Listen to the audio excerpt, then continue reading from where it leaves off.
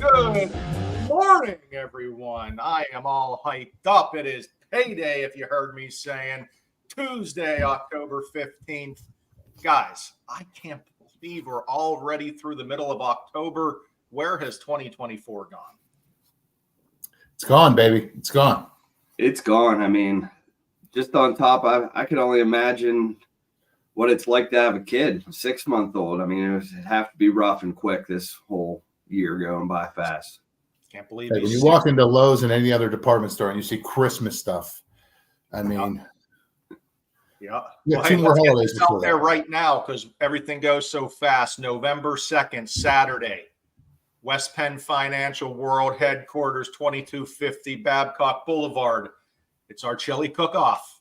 Come on down, bring the family, eat some chili. If you love to cook chili, we are looking for more people to add as contestants, so let us know. But that's 11 to 3, November 2nd, Babcock Boulevard. Football on the TVs, chili in the bellies, games for the kids. What else could you ask for? How many chili makers do we have already? I know my wonderful wife might be entering that with her chili recipe. I think we have 6 right now. So we don't need, we're just kind of rolling with it. However many we have, we're going to go with it. We might have 60. We might have 6. Doesn't really matter. It's fun to eat chili on a cold day. Yeah, it's going to be a good day for football. It will be. So that will be a lot of fun, kicking us off into the holiday season. It's just crazy. We had a lot of good feedback last episode on the appraisal talk. So I think we're going to hold that. We're going to continue appraisal talk maybe on Friday, but it's very important. It's one of those aspects that, yes, an appraisal is done pretty much on every property that gets financing, but every investor, every lender, every bank, they're doing things differently. So that's why you got to find a good partner like us in West Penn Financial. So you know all the aspects of the business. So you're not shocked by anything that's done through the process by that lender. I think you said something very important there. They be a partner, not just somebody to do the loan for somebody. Like we do want to partner with you guys and be your partner to make sure these things go through smoothly. Absolutely, Thomas. But now for the magic part of the show. We don't usually have segments, but today's a magic show. There's a part of the mortgage world that until COVID practically went unknown. And the reason until COVID, I say that, is because COVID just changed and that's kind of the benchmark we use, where it became such a seller's market that things were happening that just weren't seen in a long, long time.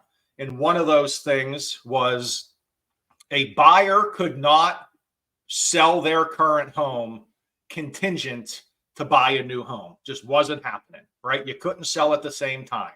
You had to buy your new home, hold 2 mortgages, and then sell your current home. That was pretty much every single buyer that had a home and was buying a new home. Would we agree during COVID? Yeah, it was actually kind of crazy that it went down like that. And another reason why when everyone talks about 2-3% interest rates, yes, rates were low, but let's be honest, the market for buyers was very, very tough in those years, and they were forced to do things that weren't super conventional in the market, and that was one of those aspects. Yeah, absolutely. I mean, ultimately, yes, having that low interest rate is great, but also paying 20, 30, 40, 50,000. I mean, we've seen so many increments offsets that savings that most buyers may think they're getting from just having a lower interest rate. So, all right. So let's set the table. You're a buyer, you're buying a new home, you have a current home. Okay. Your current home has nothing to do with this current transaction. You have assets separate, you have money saved up, you're putting a down payment, you're able to qualify with the 2 mortgages. You close on your new home.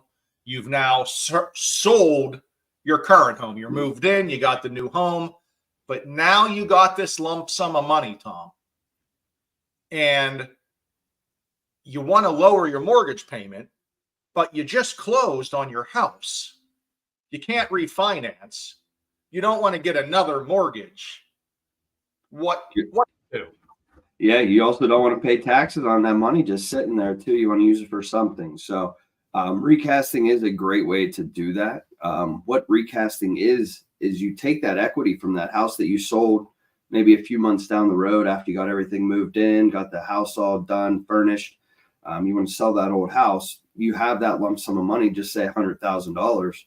You could then, after 6 months of payments, go back to your servicer and say you would want to recast for that, where then you would then put down all of that money to lower your principal and interest payment to something more reasonable, and where you'd want it to be. This is a great tool. It is a one-time fee for most investors. You can only use it one time as well. This isn't a multiple every year thing as you get your bonus. So it's a one-time thing, but it will lower that principal and interest payment and allow you to put that money down that you got from the equity of selling your home. And let's just recap. Anthony, does a recast affect the interest rate? It does not. So if you recast the term, and the rate's going to stay exactly the same. Exactly. Guys, this is not a finance. It's a recast. You're strictly putting that large sum towards the principal that's going to lower the monthly payment for you. It's not going to adjust the terms. It's not going to change the interest rate. It's going to change your monthly payment, though, to probably where you wanted it in the first place, but you couldn't sell your house when you bought your new home, so that you're doing it post-closing. I think what's important is you have to wait 6 payments, right? There are rules to everything in the mortgage world. The biggest thing is finding out the rules. You got to wait 6 months or 6 payments. It's got to be at least $10,000, and you can only use it once. It's kind of, once you use it, it's done. So those are the rules you have to follow, but we've had a ton of buyers take advantage of this. Like I said, it was very common during the COVID years. It's still common now because getting a contingent offer still is tough to get accepted. But a lot of home buyers don't know that this is an option, and they kind of panic over, well, I don't want this giant mortgage payment. I can qualify for 2 mortgages, but I really don't want this large payment. How the heck do I lower the payment? This is how you do it. No, I think it's a great tool for those people, that were in that position where they own a great home. They just weren't able to put that offer on that new next level home without selling. So keep their payments minimal, keep it all on track, allow them to then spend more money in the economy. And it allows you to put an offer on that house, get into it, get into the market, and not just sit there and say, "Aw, shucks, I need a contingent offer. I'll sit here and wait and pray that the right one comes through." This is a way to be aggressive. It's a way to be active in the market as a buyer and make it financially smart for you down the road. Yeah, I think it's great that the term doesn't reset either. You could do it 5 years in if you ran into some money, maybe hit a scratch off down the local convenience store or something. So it's a great tool. I've always dreamt of hitting a big scratch off. I mean, that would be such a great day. Like, I know a gentleman that hit $2 million ones. Is that even kidding? real? No. In PA? Real? He's still alive and kicking. Wow. It's kind of crazy. I think the biggest I've ever seen, like family member wise, is like $500. Oh, family member. I think I hit a 20 once. I've often, Anth, what do you think of this idea as an investment? I've often thought about buying the whole pack of tickets and just see like how many winners are in a pack. Do you win more? Like, I don't know, maybe that's a bad idea because the state's got to make money somehow, right? You know what, man? You can actually, a lot of the fire halls, they do these raffles, and they raffle off like stacks of scratch offs. So you just enter to win, man. And they, I think they call them tips, and they have 100 tips, and you just put in, you buy a few tips, and if you win, you got, 3-4 packs of scratch offs that you can, play your. I've also seen with little kids fundraisers selling like whole rolls, and people buying whole rolls of these for fundraisers. All you need is one, right? Hey, we should figure out. We should do a little fundraiser, West Penn fundraiser with that. That sounds like a good deal. Well, let's all put in 250. Me, you, and Anth, and whenever we win, we'll take off the next day. Well, speaking of, we do have to update the people. Did we talk about we talked about your winnings on Friday, right? Just to alert everyone, Anthony kept his streak alive. He did win some good stuff at the convention, though he spent more than anyone else, I gotta believe. So good job, Anthony. Thanks, man. I still haven't made a pizza.